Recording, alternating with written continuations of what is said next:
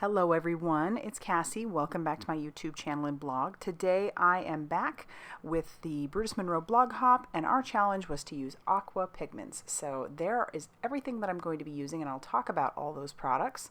But let's start off by pulling out some of that Aqua pigment paper and my Misti.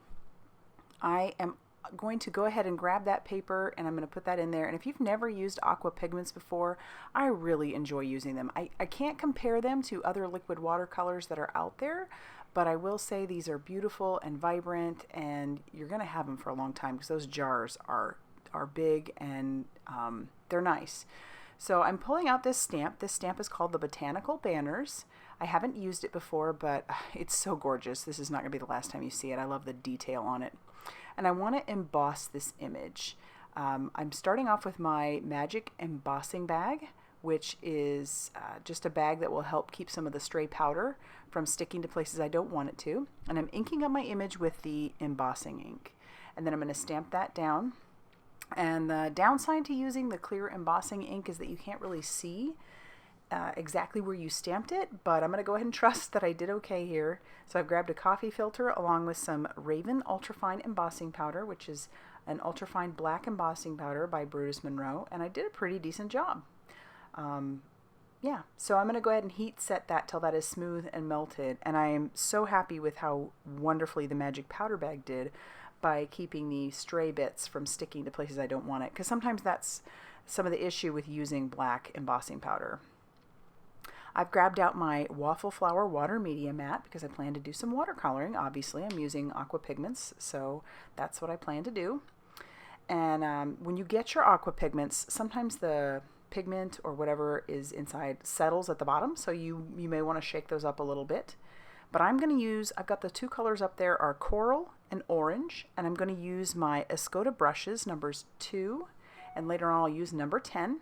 But I started off with number 2. I got these awesome brushes from my husband for my birthday, and they're a little bit pricey, but they are really, really nice brushes. All right, so I decided to go ahead and just put down a bunch of clean, clear water all over that rose, and you might be wondering why I embossed the image if I wasn't planning to keep things fairly contained within each of the petals. Well, I wanted to make sure that I just had a base color of the orange down, which is what I'm doing here, because I do plan to utilize that embossing here in a bit. So I'm just getting a nice coating of the orange down. And then while that is still wet, I'll clean off my brush, and then I'm going to grab some of the coral aqua pigment, and I'm going to dip that just into the edges where I want it to. And I'll let the water sort of do the work. And so because it's still wet, the water will pull that color out a little bit and kind of mix the coral along with the orange in some areas and keep it vibrant in others, which is what I was going for. I don't know if you've ever, I'm sure you have, seen those orange and pink roses that are out there. Those are probably my favorite. I don't know why. Maybe it's just that vibrant orange and pink together. Roses are beautiful anyway, but there's just something about those orange and pink ones that I just love.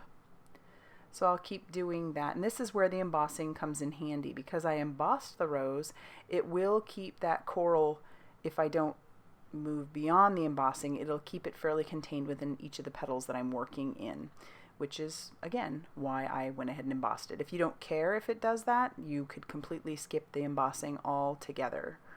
But I am really liking how this is turning out.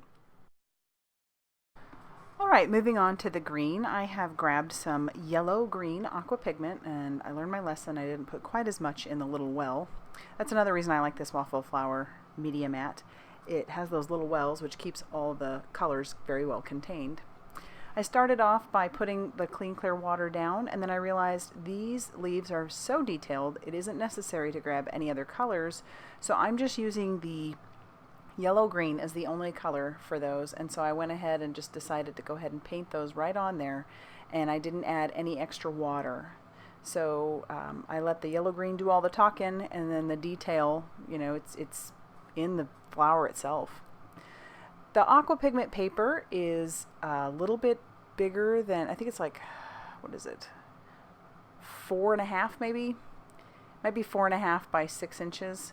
And so I've trimmed that down to 4 inches by 5 1/4 so that when I do put that on a card base, it will be a little bit smaller and there will be a little bit of an outline for whatever my card base is.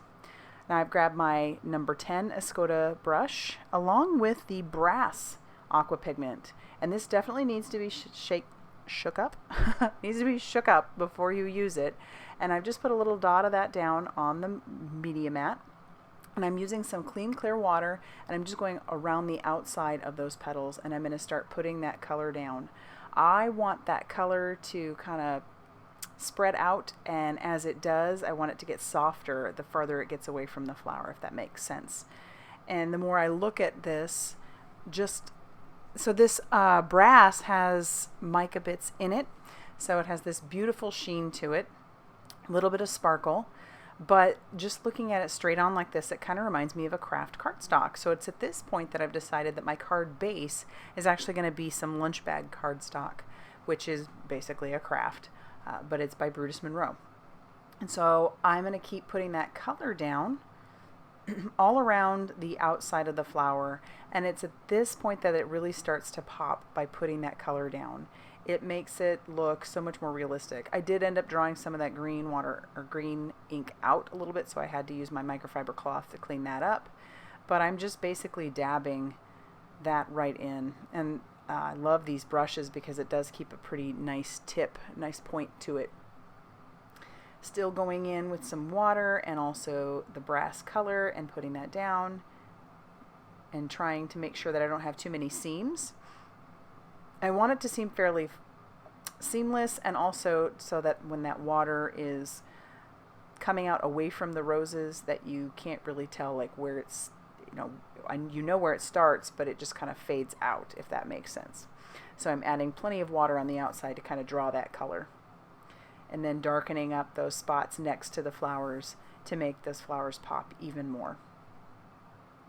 And now I want to add a little splatter, so I've taken just a piece of paper towel and covered up my image because I don't want the splatter to be over that. Grabbed a little bit more of the brass, grabbed it's a number 2 Simply Simmons brush. I believe that's what I grabbed. Yep. A little bit of water on that, and then I just splat that down.